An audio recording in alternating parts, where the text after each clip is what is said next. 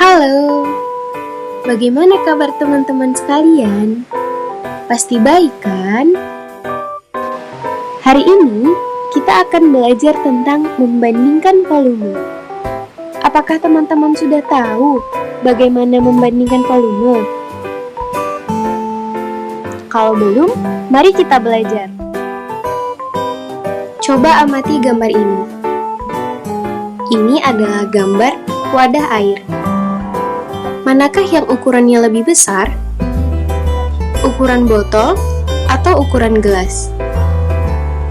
Pasti ukuran botol kan? Manakah yang isinya lebih banyak? Isi botol atau isi gelas? Pastinya isi botol lebih banyak daripada isi gelas. Selanjutnya, ini adalah gambar teko dan cangkir yang berisikan teh hangat. Manakah yang ukurannya lebih besar? Ukuran cangkir atau ukuran teko? Ukuran cangkir lebih kecil daripada ukuran teko. Kemudian, manakah yang isinya lebih sedikit? Isi cangkir atau isi teko? Isi cangkir pastinya lebih sedikit daripada isi teko.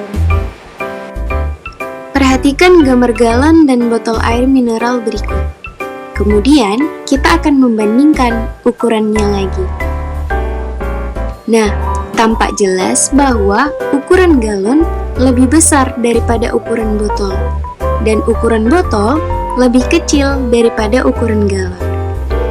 Selain membandingkan ukuran, kita juga akan membandingkan isi atau volume dari galon dan botol tersebut. Tampak juga bahwa isi galon lebih banyak daripada isi botol, dan isi botol lebih sedikit daripada isi galon. Nah, benda-benda seperti galon, teko, cangkir, botol itu disebut dengan wadah. Nah, wadah yang ukurannya lebih besar, isinya pasti lebih banyak, dan wadah yang ukurannya lebih kecil, pasti isinya lebih sedikit. Teman-teman, selanjutnya kita akan belajar bagaimana menghitung volume menggunakan satuan tak baku.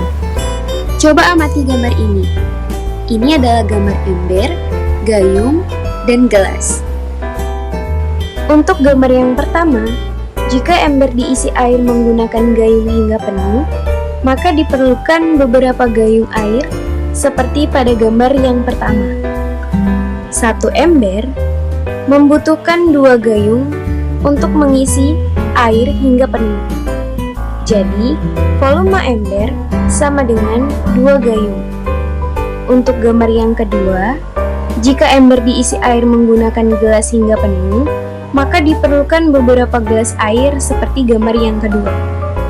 Satu ember membutuhkan 4 gelas air untuk mengisi ember hingga penuh. Jadi, volume ember sama dengan 4 gelas. Coba jawab soal berikut ini. Soal yang pertama, 1 galon membutuhkan berapa botol air untuk mengisinya hingga penuh? Yeay, benar. Isi galon sama dengan 4 botol. Soal yang kedua, 1 ember membutuhkan berapa botol untuk mengisinya hingga penuh? Yeay, benar. Teman-teman udah pintar ya. Jadi, isi ember sama dengan 3 botol. Tadi kan kita sudah belajar tentang bagaimana menghitung volume menggunakan satuan tidak baku. Dan sekarang, kita akan belajar bagaimana menghitung volume menggunakan satuan baku. Sekarang, kita akan menghitung volume menggunakan satuan baku. Nah, di sini ada contoh satuan volume baku, yaitu cm kubik dan meter kubik. 1 cm kubik adalah volume kubus yang panjang rusuknya 1 cm, karena 1 cm kali 1 cm kali 1 cm sama dengan 1 cm kubik. Kemudian, ada kubus yang berukuran rusuknya 1 meter. 1 meter kubik adalah volume kubus Karena 1 meter kali 1 meter kali 1 meter sama dengan 1 meter kubik. Teman-teman, perhatikan cara menghitung volume bangun ruang menggunakan satuan 1 cm kubik. Jadi, di sini ada bangun ruang yang tersusun dari 12 kubus satuan 1 cm kubik. Jadi, ada kubus satuan 1 cm kubik sebanyak 12 yang disusun membentuk sebuah balok. Kemudian, volume bangun ruang tersebut adalah 12 kali 1 cm kubik sama dengan buka kurung 12 kali 1 tutup kurung cm kubik sama dengan 12 cm kubik.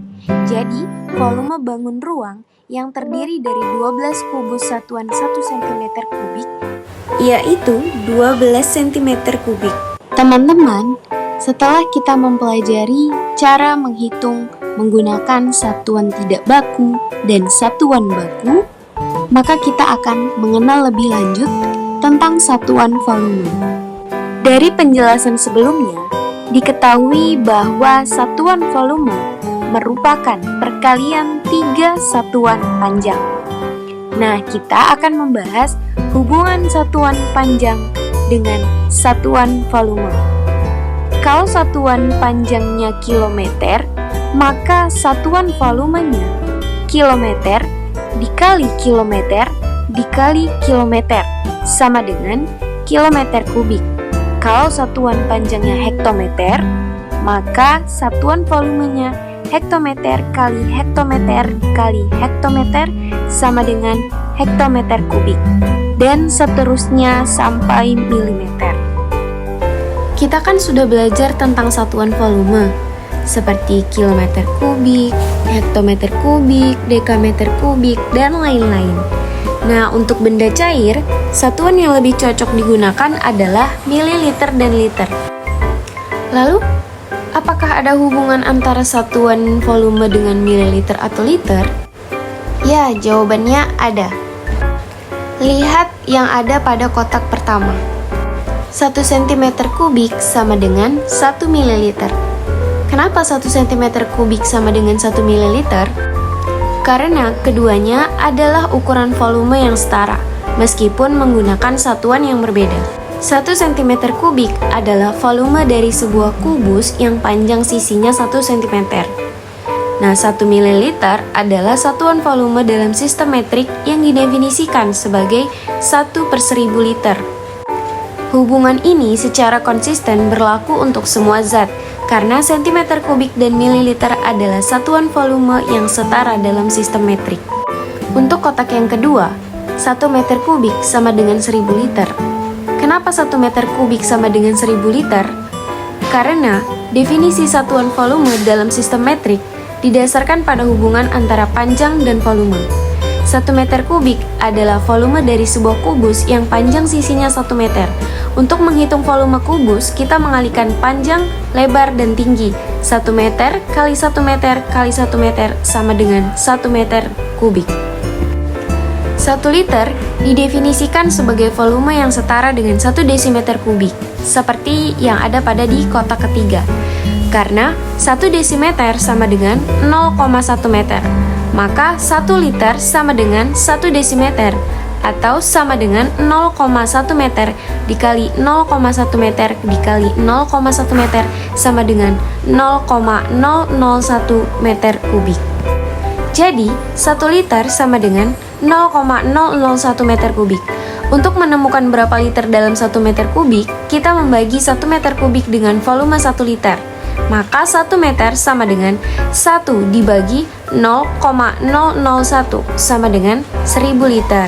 Nah, ini alasan mengapa 1 meter kubik sama dengan 1000 liter. Dengan kata lain, 1 meter kubik adalah 1000 kali volume 1 liter. Cukup sekian pembelajaran hari ini. Semoga teman-teman paham tentang materi volume. See you and goodbye.